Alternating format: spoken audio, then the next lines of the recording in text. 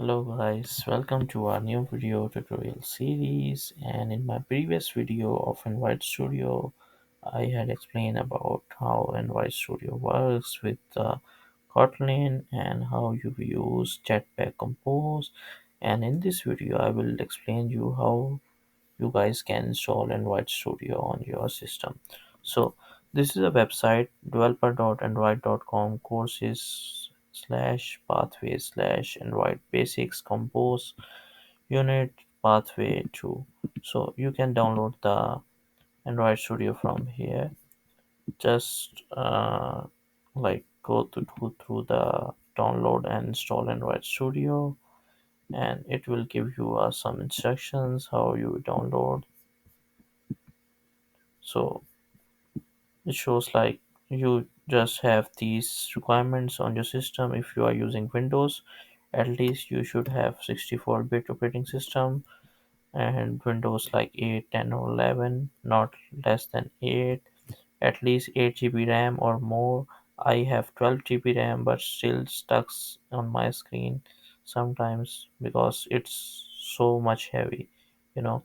At least you should have 8 GB of available disk space for IDE, Android Studio, and emulator, and definitely like 1280 to 800 minimum screen resolutions. So this is system settings you should have. Like if you are using the Windows 10, processor should be like at least this. This is like the recommended setting, but that's uh, they just show you like how to check the system requirements. So already know, if you are a computer science student you should know these things. If you don't know, you can follow these instructions and check your system settings. So, and we just go to the download. So you just need to like skip the files, and this is the download page. You just need to click on this file, and once you click on this you need to download this version. So it will ask for some license verification. You should accept X and download it. Okay, once it, because I already downloaded on my screen, already downloaded on my Windows, so it will be take some time. But you guys just click on this link and it will take like 5 to 10 minutes to download. And once it's downloaded, you just need to follow these instructions. Click next to install the Android Studio, then finish, and just need to accept all the permissions. And here you go, here you can see the Android Studio application on your screen if you are using Windows. So if I type Android Studio, and you can see on my screen, this is how the logo looks like for Android Studio. And it's a heavy software, it takes some time to you know so I already like have a project on my screen. But if you don't, on your site it will be like new, and you have to make a empty file for your Android Studio. As you see that it was still loading. So so it will be like a new project screen, and once you click on new project, it will ask for like type your file name. I can show you, just give me a second. If I type it like this, okay, so you just need to type the empty activity and next, and type your file name, and the recommended SDK is at least API 24, Nougat, Android 7.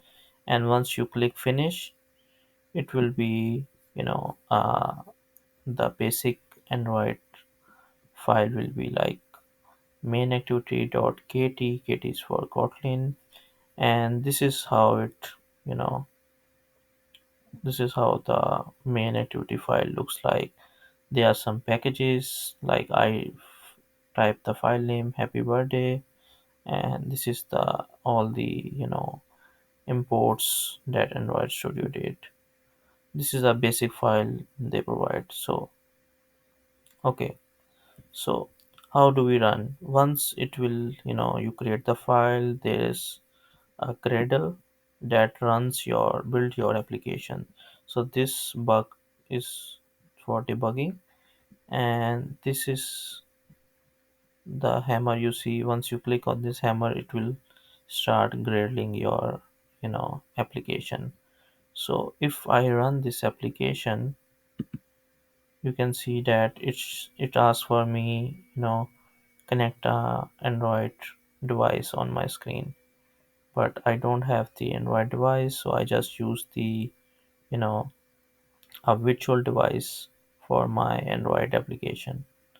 So you can add like plus sign, and you can add the all the uh, available virtual devices, or you can like make any of the like latest the Android devices which has latest SDK, everything already built in, so you don't need to worry about it. Just like a virtual Android phone, so that you can test your application on the site. Okay, so this is the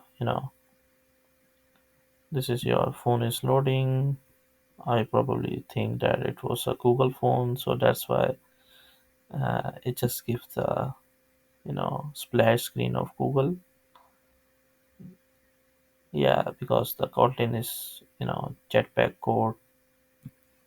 Compose is basically developed by Google, so just they added the so this is how, as you see that there is no XML files in that screen, and you see the composable function. So this is how a composable function is made. You just need to type at the rate composable fun function for fun, and the function name is greeting. You just pass the name as a string parameter and modify which you want to modify. Okay, so the like if I already told you about the previous my previous video, like if you pass your name here, it will display like hello Rahat or hello John. Whatever you pass here, it will act like as. You don't need to worry about the XML files. In XML file you have to drag and drop the button text view. You don't need to worry about this. And there's a function called preview which show background is true, and it's like a greeting preview. So once it will run, it will show a happy birthday theme which already built in Android, and it says greeting, and it will call the function greeting because I pass the greeting function here. It will pass name and modify is Android, most probably the splash screen. So this is how it look like in the main activity Kotlin file.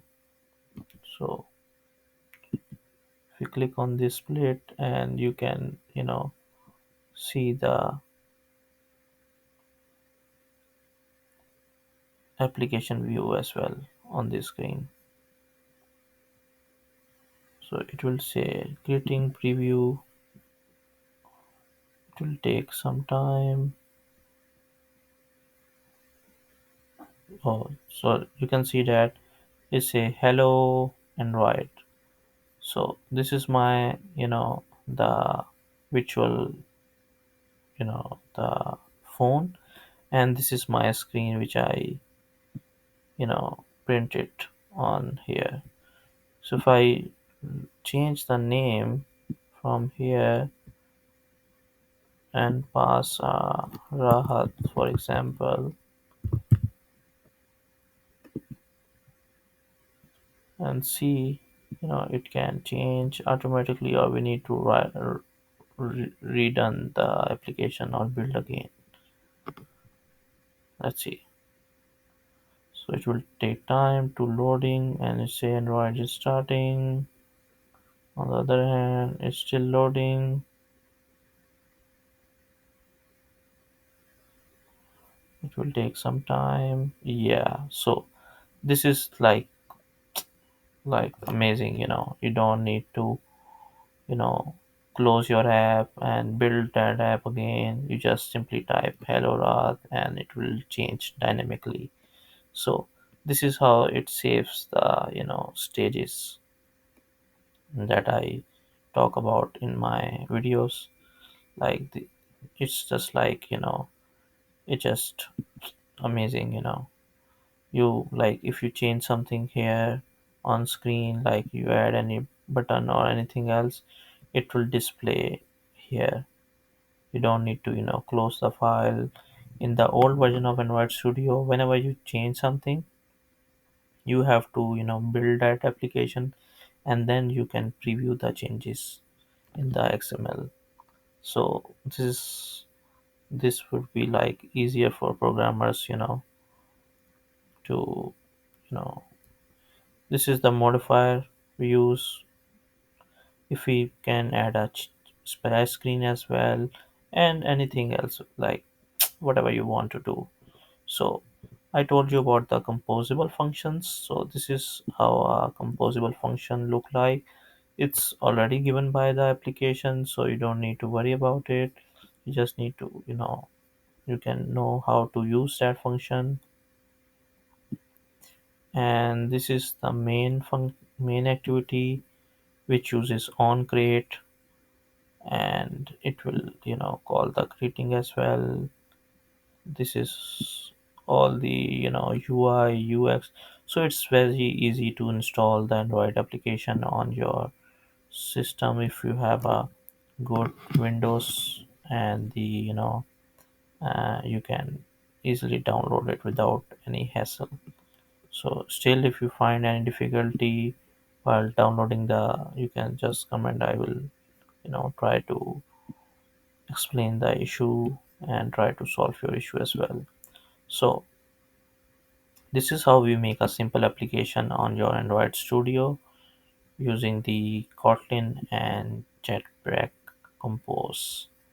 So in my next videos, I will create a simple app and add more functions as well, so you can guys have the basic you know understanding of how Jetpack works and how you use Kotlin with your Android Studio.